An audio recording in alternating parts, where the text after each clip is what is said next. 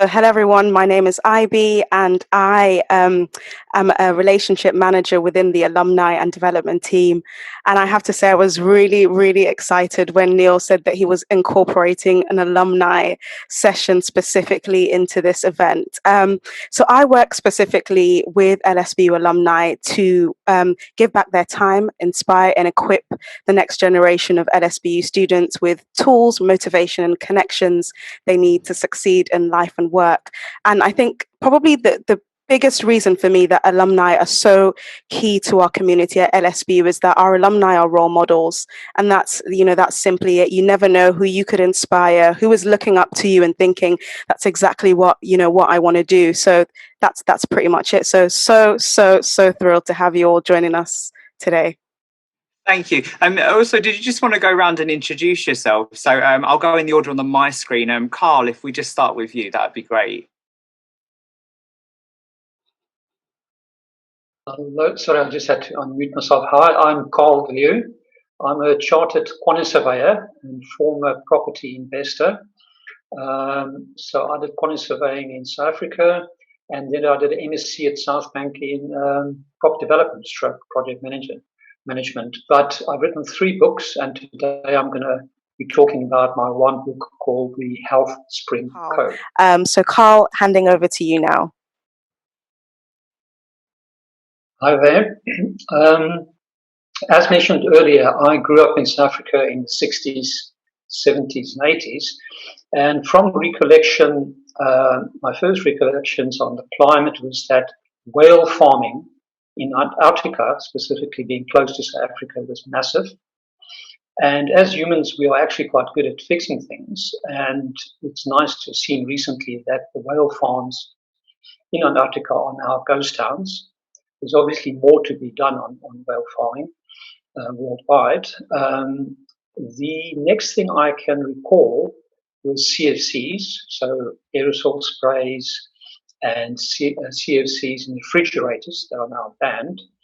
And again, we're good at fixing things. I see on Wikipedia, if it's correct, that the ozone layer in the northern hemisphere, in the North Pole, will be corrected by 2030, and in Antarctica and South Pole by 2060. So the next big thing that we're currently discussing is carbon, CO2. And out of the 197 countries that I understand have signed up, 100 have signed up to be carbon neutral by 2050. So we are going to do it, in my view. And we are good at fixing things. And it does take time. We've got yin and yang. However, the item that's not on the agenda that should now become foremost is atmospheric methane. So atmospheric methane is 80 times more damaging than CO2 measured over the first 20 years of its lifespan. So what produces it?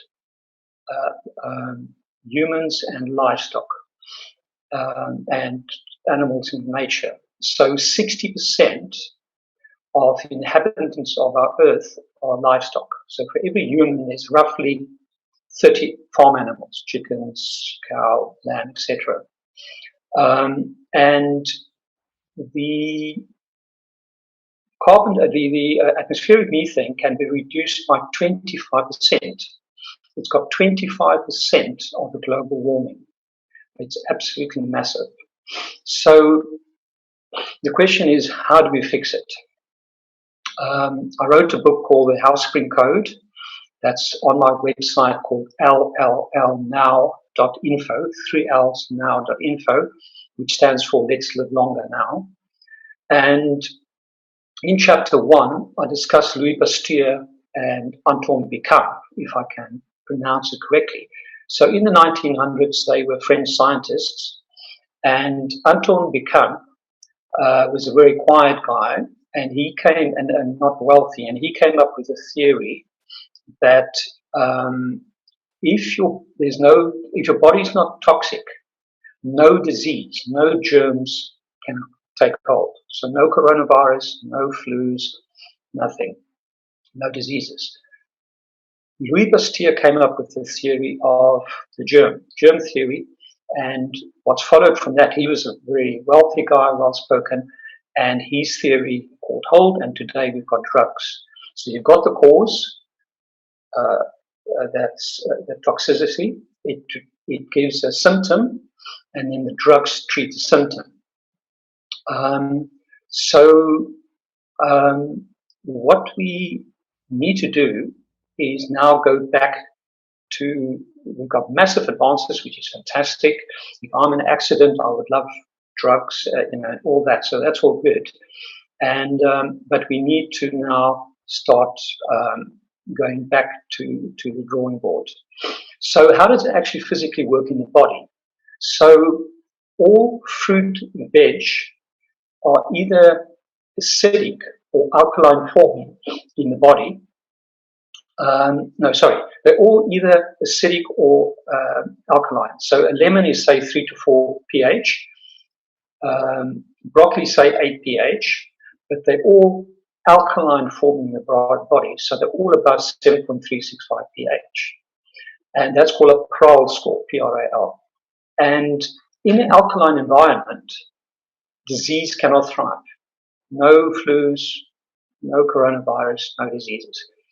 Meat, dairy, and eggs are all slightly alkaline, interesting enough, but they're all acidic forming in the body. And with the acidic body and environment, disease thrives. So how do you overcome it? You go fruit and veg, so you go vegan. But because that's alkaline forming, as soon as I went from an animal diet, so I come from South Africa, we must be the biggest meat, dairy, and egg consumers in the world. We even have biltong, dried meat when you go to rugby matches. But as soon as I went from animal diet to a vegan diet, through saliva, blood, and urine tests, my mineral and vitamin levels fell. So the way I got it up is through seafood, fish, seaweed, and sea salt and Himalayan salt. Like Himalayan salt got 82 trace minerals in it. Not table salt. Table salt is actually a slow poison. So that's how we overcome it. My asthma disappeared within 9 months. I used to walk around with a ventilating pump. People at work cough all over me. They all take days off sick. Nothing happens to me on the flu side. There's on my website, there's a multiple sclerosis sufferer professor in Australia that cured his diet with MS with a vegan diet. So it's all 100% possible. However, the big problem is that there's so many studies out there that says this and this and that.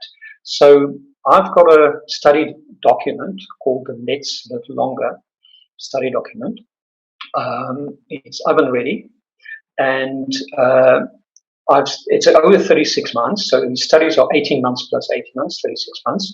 I've said to my statistician, we must go for 50% recovery over the 36 months.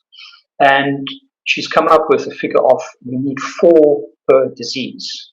So I said, let's go for 7. So I've picked 3 diseases, easy ones, because you don't have to take people off drugs. So it's osteoporosis, multiple sclerosis, and cystic fibrosis. So you've got a control group of people that are eating meat, dairy, and eggs, and other things like gluten and pesticides goes through foods and whatever. And then you've got the intervention group that is a vegan diet, but also no soya. That's one of the big issues. Vegans make soya is actually incredibly bad, and tofu obviously. And or you go organic, no glutens, and you make sure that you've got the right gut flora in your stomach, and there's a particular method of doing so.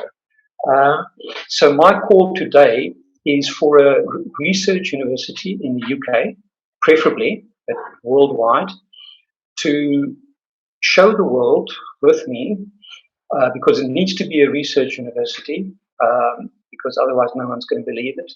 Let's prove to the world that a diet can reduce disease, and you can have no COVIDs, no influenzas, or whatever, because the COVID coronavirus will come in another form, or influenza always comes in another kind of different flu.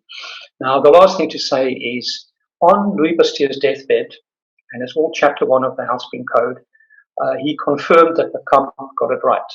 And his son actually found the notes where he confirmed. Louis Pasteur himself said that Anton Kamp, his compatriot, got it right. We can do it all through food. Thank you.